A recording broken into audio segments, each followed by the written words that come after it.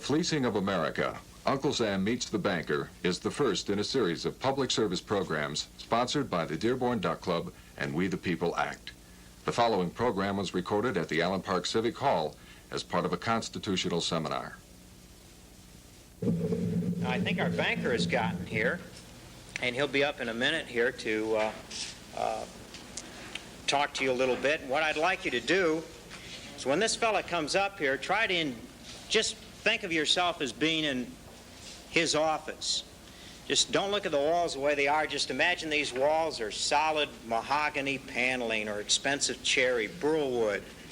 And he's sitting there in this solid mahogany or burl wood desk, you know, and he's got a 14-karat gold or 24-karat gold, a decanter there full of cold water to keep him from drying his mouth out from making all of his important deals during the day. And there's impressive phones in there, and he has secretaries that come in at the drop of a hat.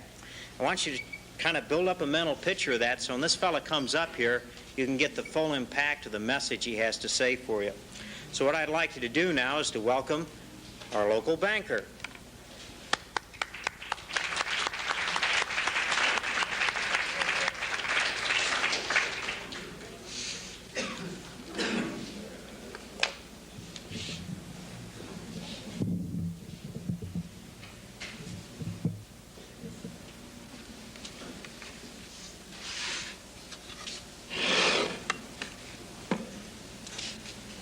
Well, good evening, ladies and gentlemen. My name is Dave Big Bucks, and I'm a banker. And I thought it would be nice to start things off by telling you how I happened to get into the banking business. Banker. You see, my mom wanted me to be a lawyer. And my dad wanted me to be a doctor. Because my parents know that I'm a very kind, loving, helpful person. And one thing I enjoy most in life is helping people. So after I got through high school and a little bit of college,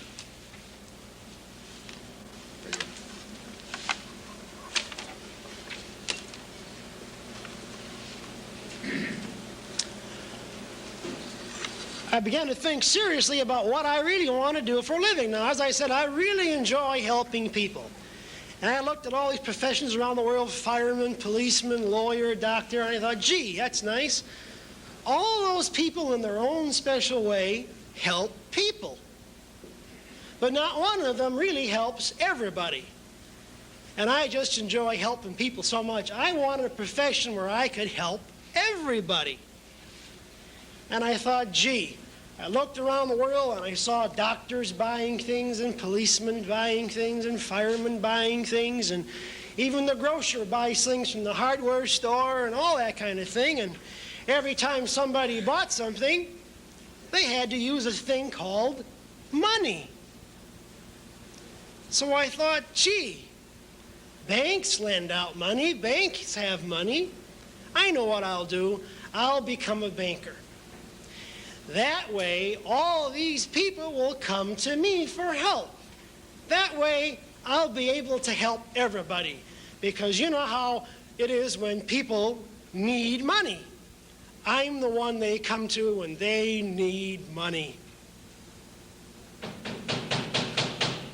My goodness, what do you want to bet? Here's someone now who needs some money. Somebody I can help. Come on in.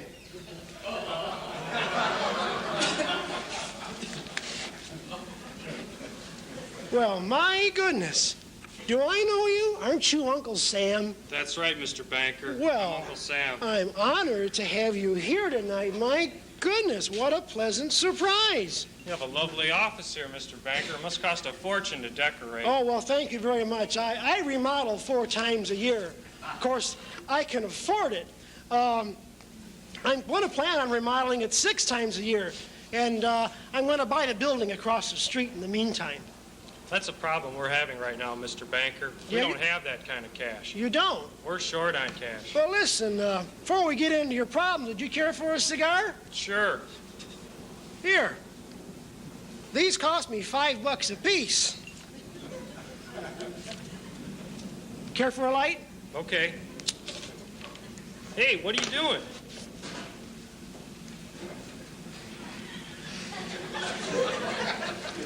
Don't mind if I do. Not bad. Of course, you paid for it, right? I also bought the tobacco farm. Well, now, Boy, the way you burn cash, Mr. Banker, I'm not so sure you can help me. You see, my problem is I don't have enough of it. you don't. Well, I got money to burn. I got all the money I need for anything I want. Well, Mr. Banker, I'm here on some very serious business today. You are? Oh, are you here on behalf of the American people? No, indirectly, yes, but I'm here on behalf of the politicians and bureaucrats. Oh. So you're here on personal business? That's correct. I see, I see. You see, we want to take in $200 billion. We want to spend $200 billion more than we're taking in taxes this year, and we don't know how to do it. Why don't you just go ahead and tax it from the people? Well, they're already taxed literally to death. They're ready to revolt now. We've got the husband out working. We've got the wives out working. We're now even starting to have, many families have to send their children out working just to pay the taxes due every year. Yeah, you're going kind of hard on the waitresses, too, you know.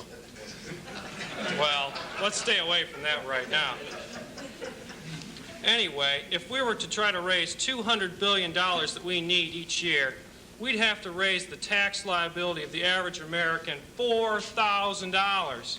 They won't have it, Mr. Banker. Why? Why not? They'll revolt. They're already talking about a revolt now. You read it in the newspaper every day about all those tax protesters. Oh, yeah, I've been hearing a lot about them. Of course, I don't worry about that. I don't pay any taxes. So you can see the problem I'm in. I've got to spend $200 billion more than I'm taking in. I don't know how to do it. I'm calling on your expertise. I understand you've been in the banking business 5,000 years. Yeah. Well, let me see here if I understand your problem correctly now. You've got the American people taxed to the wall, right? To the wall. And you're right. afraid that they're going to have a revolt if you tax them anymore. And you want to spend $200 billion. And if you were just to go out and pass a law, they'd revolt, right? Absolutely. What else could they do? Yeah, I think I'm getting the picture here. What you want to do is, you want to get $200 billion of the American people's wealth, A, without passing any new tax law, so they can't see it, and B, you probably want to do it so they don't know it. Is that it? Absolutely. Yeah. Can we talk man to man here? Is anybody around? Oh, just you and me. Just you and me. What you really want to do, you want to steal $200 billion from the American people, right? I don't like you putting it that way, though. Well, you don't want to pass any new tax law. You don't want them to know about it. Kind of sounds like that's what a thief does to me. Well, just between you and me, okay, if you want to call it that, I'm stealing from them. But I got to do it somehow. Well, we're not going to survive if we don't. I understand. No, land of the free, home of the brave. Yeah. I think I understand here. You want to steal $200 billion. You don't want them to know about it. And you don't want any passing your law that'll broadcast it, right? Well.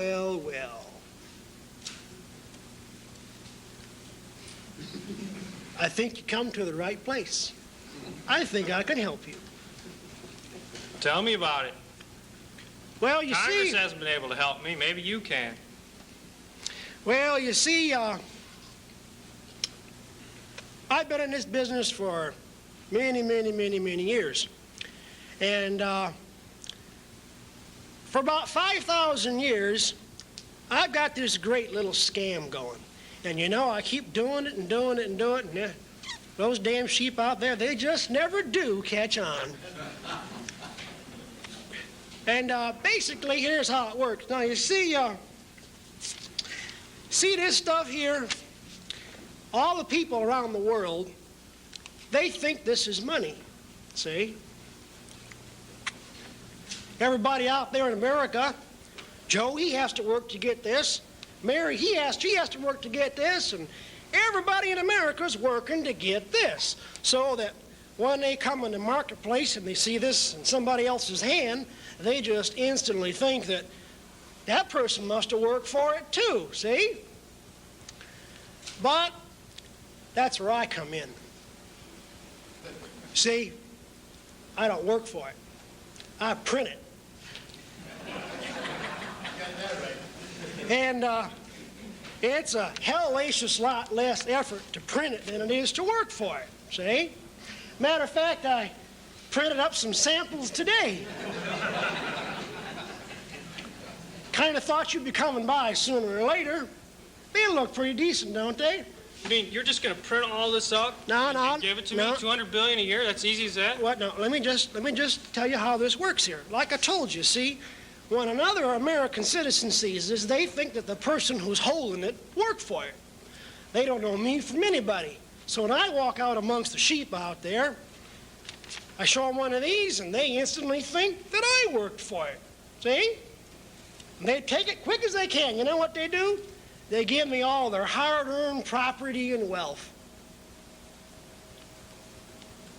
See how it works? So I get to steal from them. All it takes me is a little bit of ink and a little bit of paper and some fancy printing, some fancy words, and I'm in business. But I want to be in business. I need the $200 billion. Well, okay. So, what do you want me to do for you? Why don't you go ahead and print it yourself? Well, wait a second. If I was to print it myself, I'd be in violation of the Constitution. I've got a Constitution right here. It says I'm only authorized to coin money, not print it. Read it for me. I don't like to read. I'm too lazy. Article 1, Section 8 says Congress shall have the power to coin money. It doesn't say anything about printing it, making it. How can we solve that problem? Where there's a will, there's a way. I'll tell you what we'll do. Why don't you let me be your banker? I'll print it for you. That way, you won't be printing it, so you won't be violating your oath of office. See? How's that sound for a start? I'm following you. Yeah. Well, see what I can do for you. I can print it, and then I can loan it to you at interest, of course. Small charge for my services. And then you can take it, and you can be the first one to spend it and the first one to steal. See, the person who spends this first gets to steal because he don't work for it. And the people, why, they think you'll work for it. They'll help you. They'll put it in circulation just as easy as that. What do you think? I say, if you can print it, why can't I print it myself directly? Oh, no. There's two reasons you can't print it directly yourself. You see, you need my services. The reason for that is, there's two reasons for that, as a matter of fact. See, if you print it yourself, it's going to have your name on it. And the people will see all that paper piling up, and they'll know where it all came from, see? And it's going to cause an awful lot of inflation if you print it. But the most important thing is, that's a good cigar. The most important thing is this. You see, the American people are real simple-minded. If you make things real simple like that, they'll discover the fraud, see?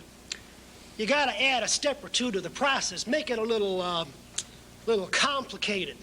The minute you complicate it, I'm telling you, the people never catch on, see?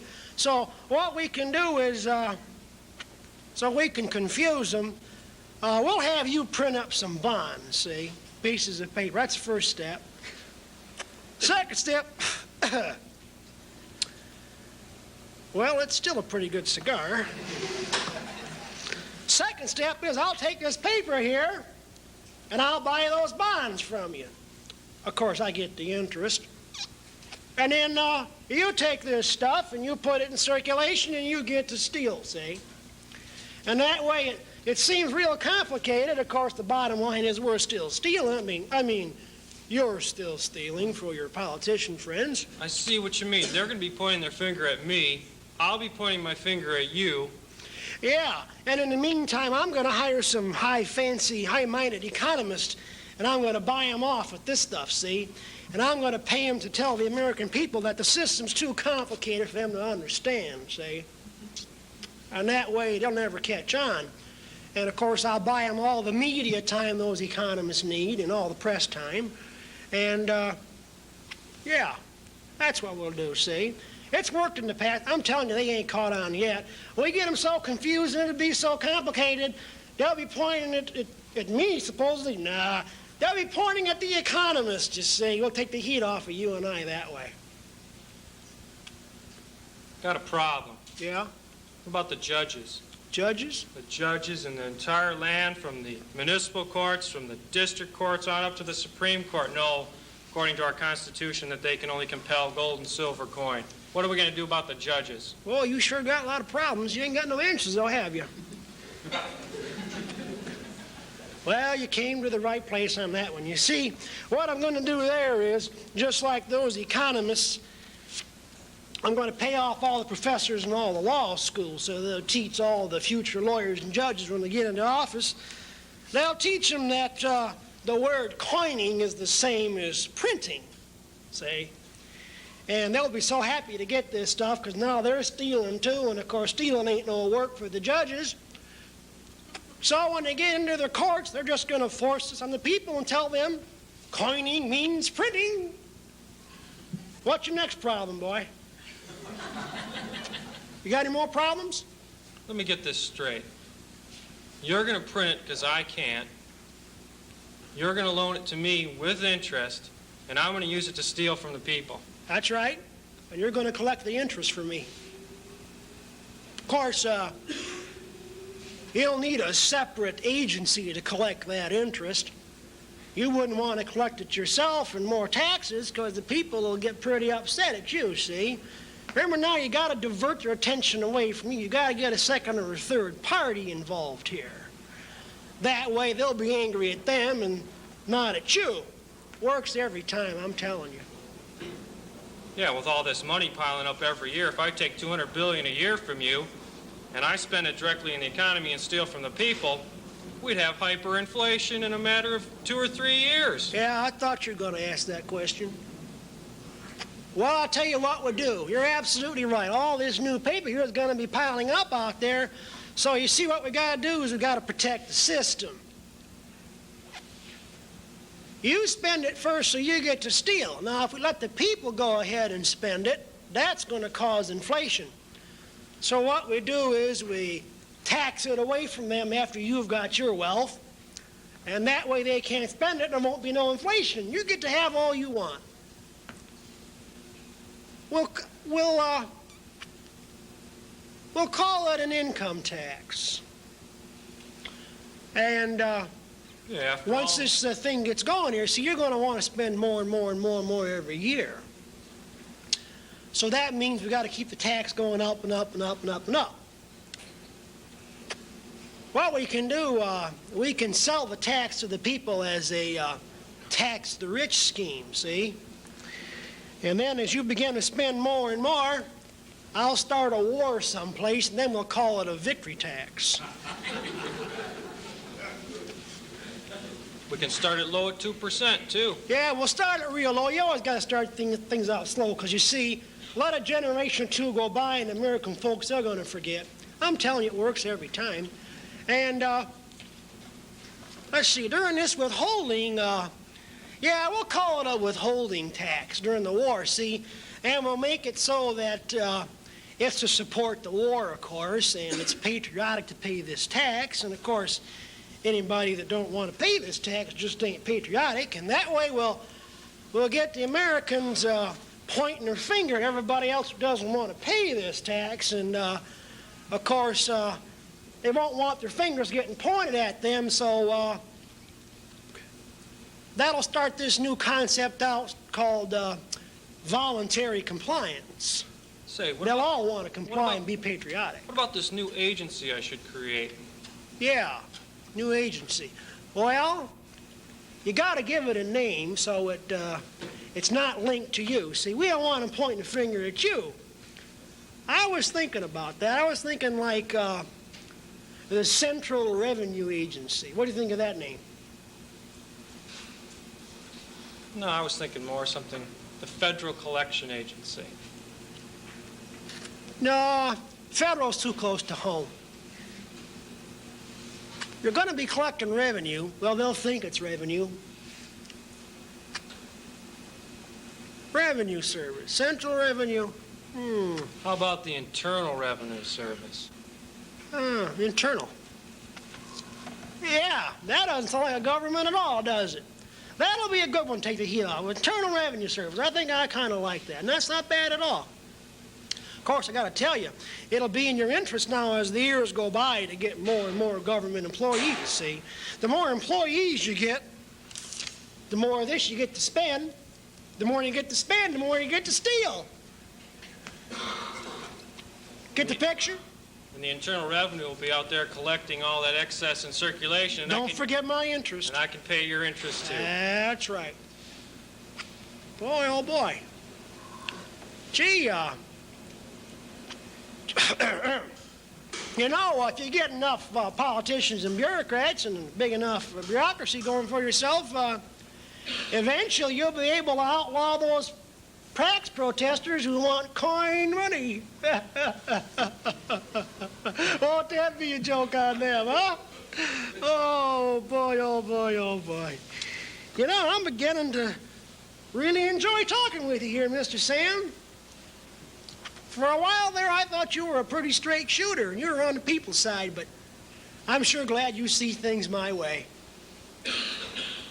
Well, you see, the way I got it figured out, every man's got his price. Of course, when they started your country out in the beginning, they were real honorable, and, you know, and they wrote all that dumb language in that Constitution like, we pledge our lives and our sacred honor and all that horse manure, and I found out real quick every man had his price. I could buy them all. Well, Mr. Banker, I think we've got ourselves a deal, don't you? You think so? I think it's a pretty good deal. Yeah, say, listen, why don't we go out to dinner tonight and why don't you buy? As a matter of fact, tell you what I'm going to do. Just to show you the system works and you can steal, I'm going to let you have 50 on the house tonight. You take this and you buy us dinner and we'll just seal the deal. What do you say? I think we've got a deal, Mr. Banker. Yeah, it's been a pleasure, Uncle Sam. Been a pleasure. I'll be seeing you tonight.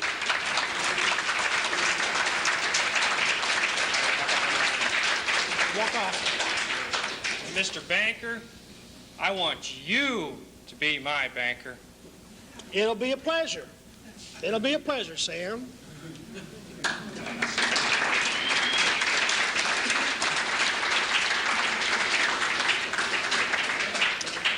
Of course, I didn't tell him I already got a name for my new bank.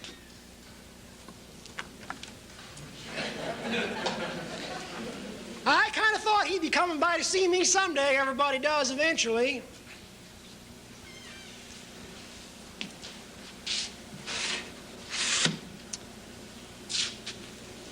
Now, just a few closing words there in case anybody of you are listening out there.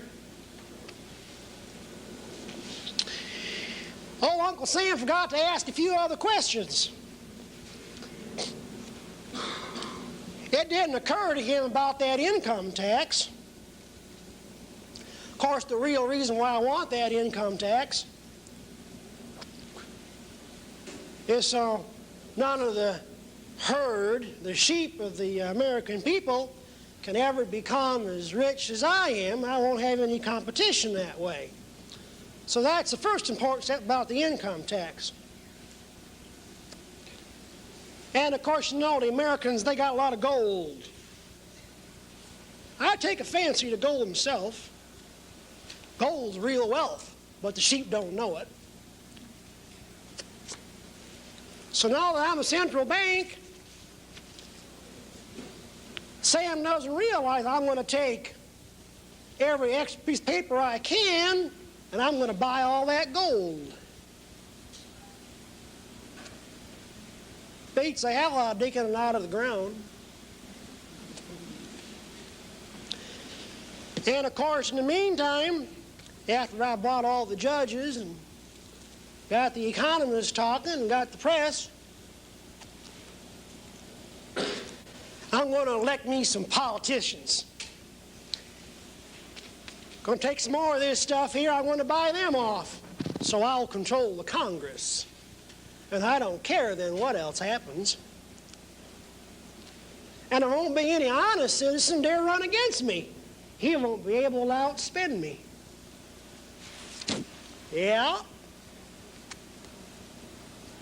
Things are coming along real good. Of course, the most important thing is that interest. Yeah, that interest. Boy, oh boy. You see, the way I got it figured out, that interest is going to add up over the years. We'll call it the national debt. And eventually the interest, and the interest on the interest, is going to add up to a number so big, it'll be greater than the value of all the land and the property and the resources and the buildings and the people of all America. And when that happens, I'm going to foreclose. Why, this year alone, I'm foreclosing on over 150,000 farmers. Nice farmland, too. And I don't know anybody that doesn't have to eat. Of course, then there'll only be one farmer. And since people got to eat, I'll set the price of food. And the people will pay any price I say. Yeah. Yeah, like I said, I like to help people out. I sure do. I also like smoking cigars. I just love helping people. Of course, really deep down, I just want to help myself. Help myself to America and the rest of the world. Just on the interest.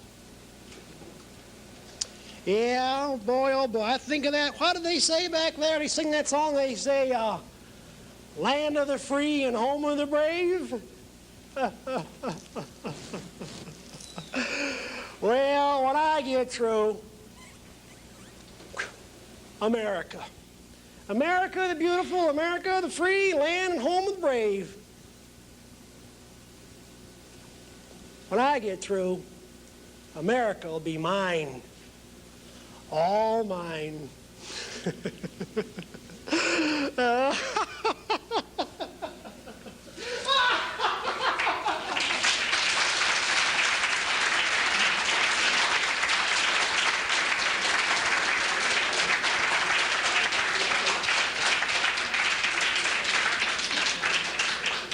Dearborn Duck Club and We the People Act will be happy to provide reply time to qualified speakers of opposing views.